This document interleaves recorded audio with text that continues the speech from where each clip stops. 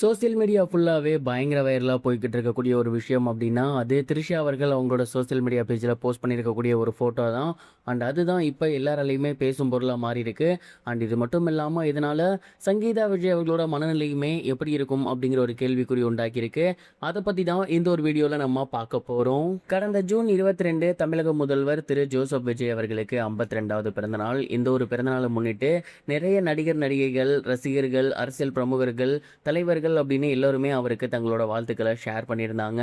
And அன்னைக்கு நிறைய விஜய் ரசிகர்கள் நினச்சிக்கிட்டு இருக்கக்கூடிய ஒரு விஷயம் அப்படின்னா, திரிஷா அவர்கள் எந்த ஒரு போஸ்ட்டும் போடக்கூடாது. ஏன்னா ஏற்கனவே விஜய் சாரோட லைஃப்பில் ஒரு சில ப்ராப்ளம்ஸ் போய்கிட்டு இருக்கு. குறிப்பாக அவங்க ஒய்ஃபோட டிவோர்ஸ் இஷ்யூ போய்கிட்டு இருக்கு. அதற்கு மிக முக்கிய காரணமே ஒரு நடிகையோட எக்ஸ்ட்ரா மேரிட்டல் அஃபேரில் விஜய் சார் இருக்காரு அப்படிங்கிற மாதிரி சொன்னது தான். அந்த ஒரு நடிகை யாரு அப்படிங்கிறது வெளிப்படையாக சொல்லனாலுமே அரசல் புரசலாக அன்அஃபிஷியலாக அது திரிஷா தான் அப்படிங்கிற மாதிரியான விஷயங்கள் வந்து வெளியில் போணுச்சு. அண்ட் இப்போ வரைக்கும் அவங்கள நம்ம தப்புன்னு ப்ளேம் பண்ண முடியாது. ஏன்னா அந்த நடிகை யாருன்னே நமக்கு தெரியாது.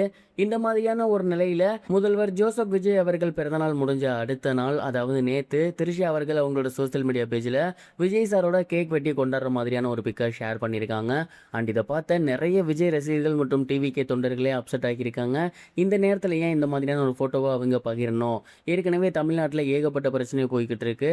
அண்ட் இது மட்டும் இல்லாமல் அவரோட பர்சனல் லைஃப்லேயுமே அவங்க ஒய்ஃப் கூட ஒரு சில இஷ்யூ போகுது. கோர்ட்டில் கேஸ் போய்கிட்டு இருக்கு. அதற்கான ஹியரிங்லாம் கூட போய்கிட்டு இருக்கு. இந்த மாதிரியான நேரத்தில் இந்த போஸ்ட்டை பார்த்தா அவங்களோட மனநிலை வந்து எப்படி இருக்கும்? ஒரு ரசிகராக இதை பார்க்கும்போது எங்களுக்கே ஏன் இதை இவர் பண்ணுறாரு, நீங்கள் ஏன் இதை பண்ணுறீங்க அப்படிங்கிற மாதிரி தோணுது.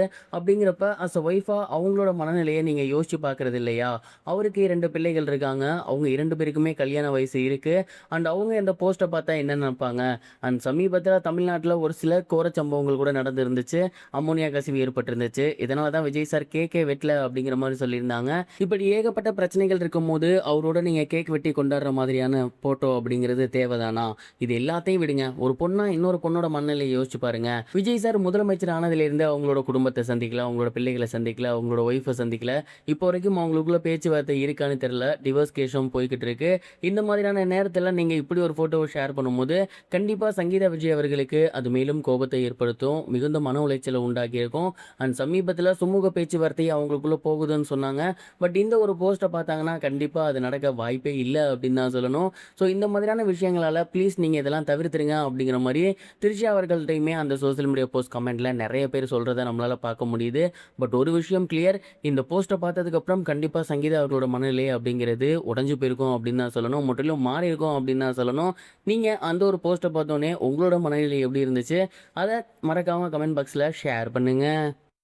இது வரைக்கும் கனெக்டிங் டிவிக்கு சப்ஸ்கிரைப் பண்ணனா மறக்காமல் சப்ஸ்கிரைப் பண்ணிக்கங்க. உடனடி அப்டேட்ஸ் பெறுவதற்கு நோட்டிஃபிகேஷன் பெல்லையும் கிளிக் பண்ணிக்கங்க.